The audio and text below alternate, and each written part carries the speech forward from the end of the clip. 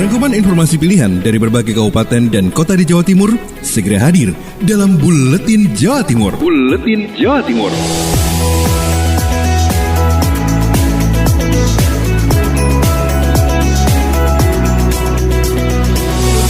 Sahabat, rangkuman berita dari berbagai daerah dan disiarkan di LPPL Jawa Timur. Inilah Buletin Jawa Timur untuk edisi hari ini bersama saya Lydia Murniati. Segera kita simak informasi yang pertama. Dinas Pendidikan mulai siapkan sarana PTM terbatas, selengkapnya bersama Agustin Merdekawati, Ersal Nganjuk. Vaksinasi COVID-19 terhadap para guru yang mulai berjalan pekan ini direspon Dinas Pendidikan dengan menyiapkan kelengkapan untuk pelaksanaan pembelajaran tatap muka atau PTM pada bulan Juli 2021. Meski siap menggelar pembelajaran luar jaringan, Disdik memastikan di Nganjuk akan digelar secara terbatas. Kasih Kurikulum Dinas Pendidikan Nganjuk Munawir menyampaikan, Disdik masih menunggu instruksi lebih lanjut dari pemerintah pusat terkait PTM pada bulan Juli 2021. Meski demikian, jika PTM benar-benar diterapkan, mereka siap membuat batasan-batasan tertentu agar pembelajaran berlangsung aman. Pandemi COVID-19 yang masih terjadi sehingga pihaknya harus memastikan agar anak-anak aman. Dalam mempersiapkan PTM, menurutnya, pihaknya masih perlu koordinasi dengan organisasi perangkat daerah lainnya, terutama dengan Satgas COVID-19,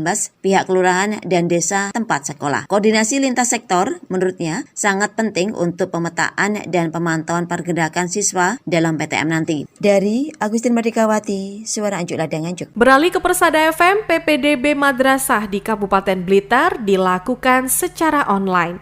Selengkapnya bersama Ninda Alivia. Pendaftaran peserta didik baru atau PPDB Madrasah di Kabupaten Blitar tahun ajaran 2021-2022 dilakukan secara online. Kepastian itu dikatakan Kasih Pendidikan Madrasah Kemenak Kabupaten Blitar Hamim Tohari. Hal ini dilakukan lantaran masih dalam masa pandemi COVID-19.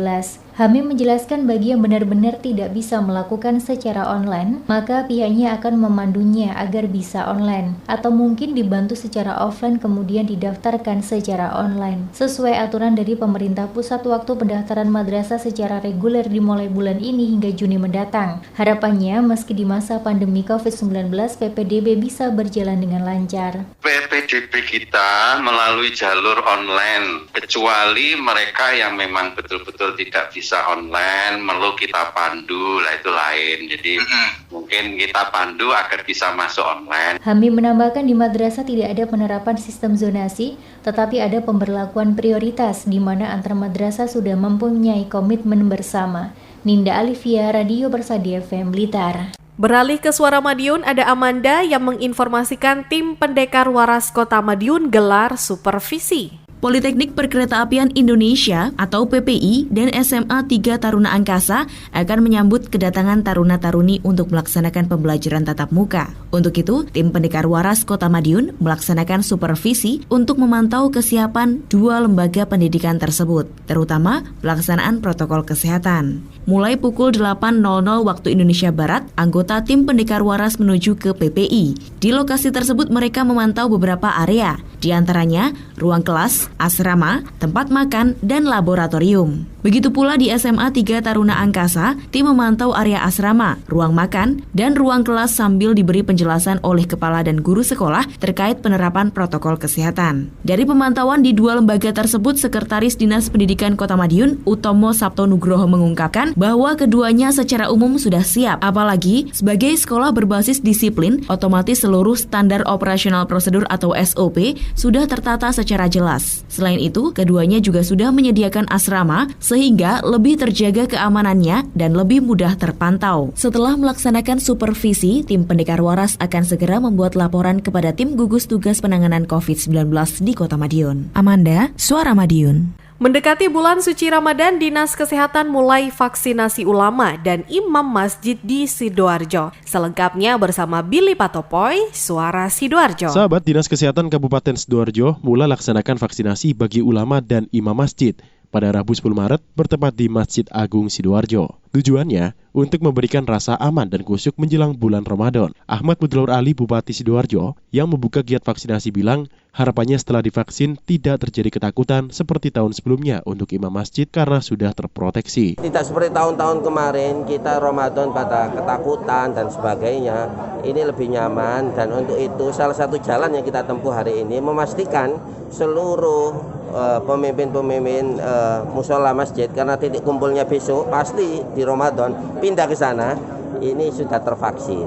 Sementara itu, Dr. Gigi Syaf Satria Warman, Kepala Dinas Kesehatan Kabupaten Sidoarjo juga menjelaskan, vaksinasi ulama di Masjid Agung ini hanya sebagai pembukaan saja. Nantinya vaksinasi akan terlaksana di masing-masing puskesmas wilayah domisili. Jadi nanti puskesmas yang akan menghubungi setiap masjid yang ada di sana menginformasikan untuk dilakukan vaksin di puskesmas wilayahnya. Demikian saya Billy Patopoy, Suara Sidoarjo. Bobi Wijayanto dari Suara Lumajang menginformasikan Pemkab dan BPN canangkan geser patok. Thorikul Haq, Bupati Lumajang, didampingi Indah Amperawati, Wakil Bupati Lumajang, bersama jajaran Forkopimda dan Kepala Kantor Pertahanan Lumajang, melakukan pencanangan gerakan serempak pemasangan patok atau geser patok di Desa Kebunsari, Kecamatan Yosowilangun, hari Rabu pagi.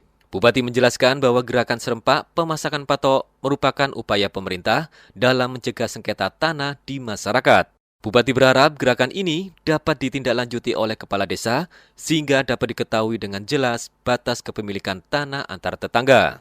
Sementara itu, Wakil Bupati Lumajang berharap pemasangan patok yang dilakukan oleh masyarakat tidak hanya disaksikan oleh tetangga, tetapi juga dilakukan oleh dua pemilik tanah yang berbatasan. Menurutnya, hal itu penting sehingga mulai dari awal penentuan batas dan pemasangan patok diketahui bersama untuk mencegah sengketa tanah sebelum sertifikat tanah diterbitkan oleh BPN.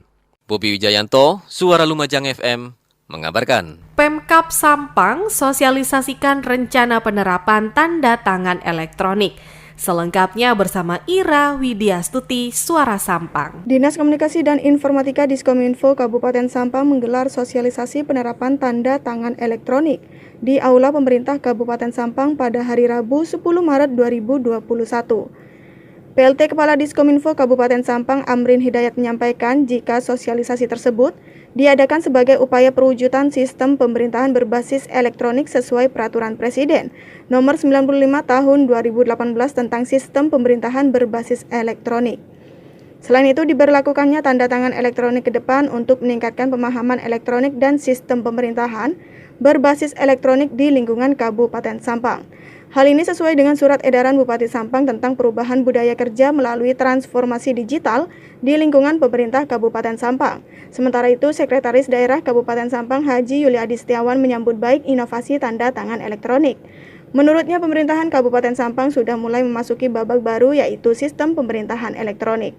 Dari Sampang, Ira Widyastuti melaporkan. Mega Kristi RGRFM Tulung Agung menginformasikan Polres Tulung Agung giat Jumat Berkah. Masih seperti kegiatan sebelumnya, dalam giat berbagi di Jumat Berkah kali ini Satlantas Polres Tulung Agung mengunjungi 3 warga masyarakat yang kurang mampu dan lanjut usia, di mana mereka dalam kesehariannya tinggal di rumahnya sebatang kara. Kasatlantas Polres Tulung Agung AKP Aristianto Budi Sutrisno mengatakan, pemberian bantuan paket sembako dan sejumlah uang ini akan terus dilakukannya, yang mana melalui Jumat Berkah, polisi diharapkan bisa lebih dekat dengan masyarakat.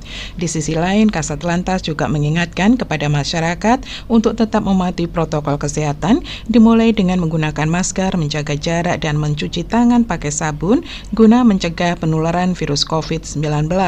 Selain memberikan bantuan paket sembako, dalam kesempatan tersebut pihaknya juga membagikan masker kepada warga sekitar penerima bantuan. Saya Mega Kristi, 90,1 RGRFM Tulung Agung. Beralih ke Suara Ngawi, ada Henti Ludiana yang menginformasikan untuk recovery ekonomi, pasar hewan di Kabupaten Ngawi kembali dibuka. Seluruh pasar hewan di Kabupaten Ngawi kembali dapat beroperasi mulai 9 Maret setelah sebelumnya sempat ditutup dan dilarang beroperasi sejak 19 Januari 2021 untuk pencegahan COVID-19. Hal ini menyusul adanya surat edaran Bupati Ngawi perihal pembukaan pasar hewan. Imam Hartanto, Kasih Penataan dan Ketertiban Pasar Dinas Perdagangan Perindustrian dan Tenaga Kerja Kabupaten Ngawi mengatakan, seluruh kegiatan di pasar hewan, termasuk transaksi jual beli, harus dilaksanakan dengan memperhatikan protokol kesehatan, di antaranya modifikasi transaksi sesuai protokol kesehatan, yakni pemberian label atau keterangan pada setiap hewan yang dijual. Ini kaitannya dengan Pergub nomor 9 tahun 2021. Jadi mulai tanggal 9 Maret pasar hewan dibuka kembali dengan protokol kesehatan yang ketat. Artinya ada prokes 5M, ada labeling. Labeling itu mencantumkan atau hewan itu dikalungi jenis sapinya apa, umurnya berapa, harganya berapa, hubungi nomor HP sekian. Sedangkan catatan Dinas Kesehatan Kabupaten Ngawi per 10 Maret, peta resiko berdasarkan indikator PPKM Mikro dari 24 wilayah kerja puskesmas yang ada di Kabupaten Ngawi, 7 wilayah kerja puskesmas dinyatakan zona hijau, untuk 17 wilayah kerja puskesmas lainnya zona kuning. Henti Ludiana, Suara Ngawi. BNN Kabupaten Pasuruan punya program unggulan yakni Desa Kelurahan Bersinar.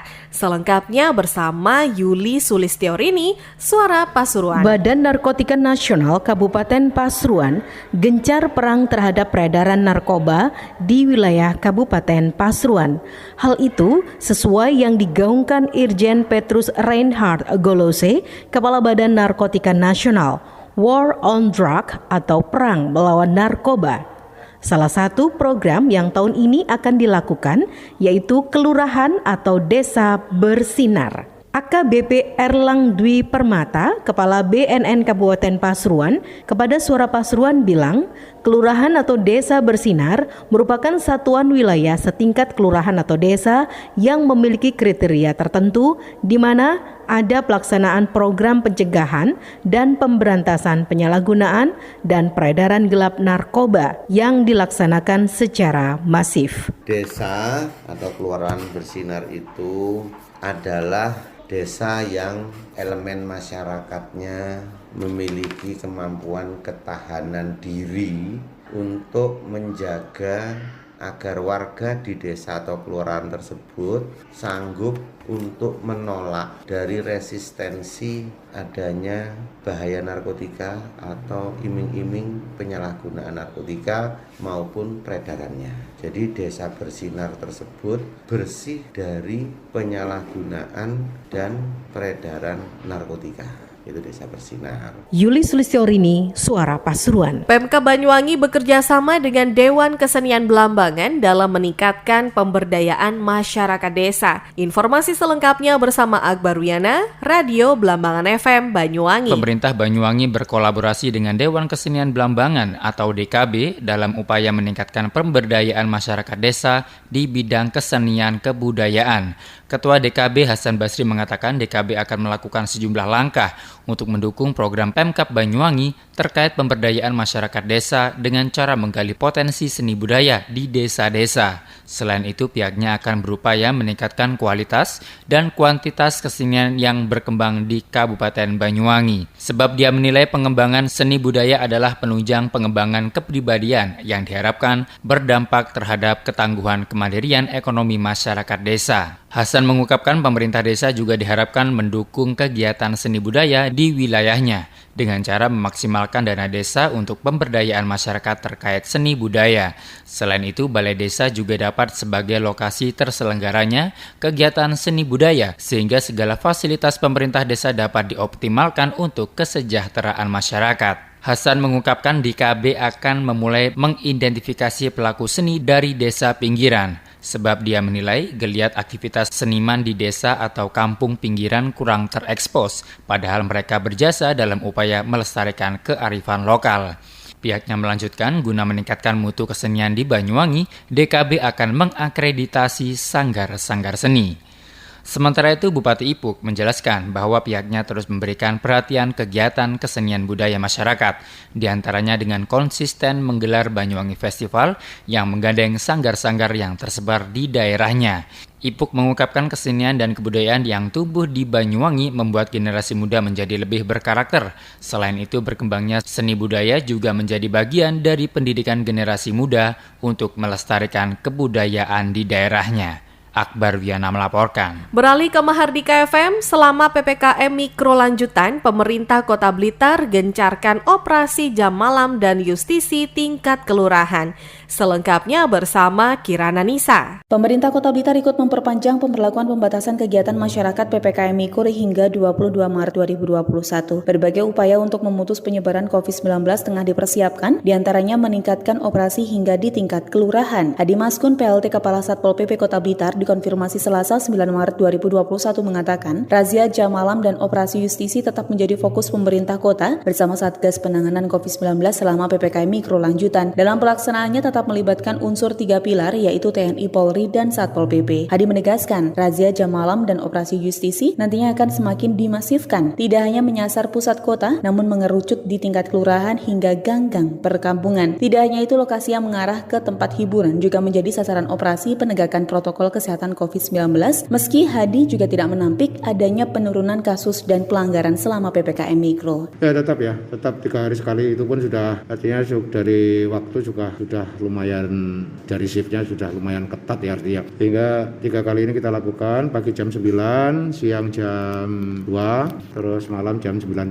Itu kita lakukan selama PPKM ini. Hadi menambahkan, selama operasi pihaknya akan mengedepankan pendekatan humanis dengan mengedukasi masyarakat. Namun jika ada masyarakat yang tidak mengindahkan peringatan petugas, maka akan dikenai sanksi sesuai aturan yang berlaku. Kirana Nisa, Mahardika FM. Informasi yang terakhir dari LPPL Suara Gresik, masih dalam peringatan ulang tahun Gresik, Gus Yani ajak semua pihak dukung program Nawakarsa. Selengkapnya bersama Mahruzar Iskandar. Masih dalam peringatan Hari Ulang Tahun Kabupaten Gresik, Gus Yani, Sapan Akrab Bupati Fani Ahmad Yani, mengajak semua pihak di Kabupaten Gresik untuk mendukung program Nawakarsa 99 hari. Hal tersebut disampaikan Gus Yani dalam upacara peringatan Hari Ulang Tahun Kabupaten Gresik ke-534 dan Hari Jadi Pemerintahan Kabupaten Gresik ke-47 yang digelar secara sederhana dan dilaksanakan di lapangan PAP Gresik. Gus Yani mohon doa dan dukungan untuk bersama-sama mensukseskan program Nawakarsa dan menerangkan akan memulai pembangunan dimulai dari desa dengan memperbaiki tatanan masyarakat desa yang ada di Kabupaten Gresik. Menurut Gus Yani, pihaknya akan memberikan fasilitas yang sama dengan di Kota Gresik, yakni memberikan pelayanan internet, pelayanan pekerjaan, dan pelayanan program kesehatan melalui BPJS. Dalam momen yang sama, Gus Yani juga mengundang para seniman tradisional hingga pegiat seni kreasi baru bermacam cara ditampilkan dalam upacara hari peringatan tersebut, mulai dari pencak macan, jaranan, gelaran nada dan sholawat, serta tarian kreasi baru yang dimainkan oleh para milenial di Kabupaten Gresik. Saya Ruzar, melaporkan dari Suara Gresik untuk Buletin Jawa Timur. Sahabat, demikian Buletin Jawa Timur untuk edisi hari ini. Jangan lupa nantikan Buletin Jawa Timur edisi selanjutnya. Terima kasih atas kebersamaan Anda. Saya Lydia Murniati. Sampai jumpa. Rangkuman informasi pilihan dari berbagai kabupaten dan kota di Jawa Timur baru saja sahabat dengarkan dalam Buletin Jawa Timur. Buletin Jawa Timur.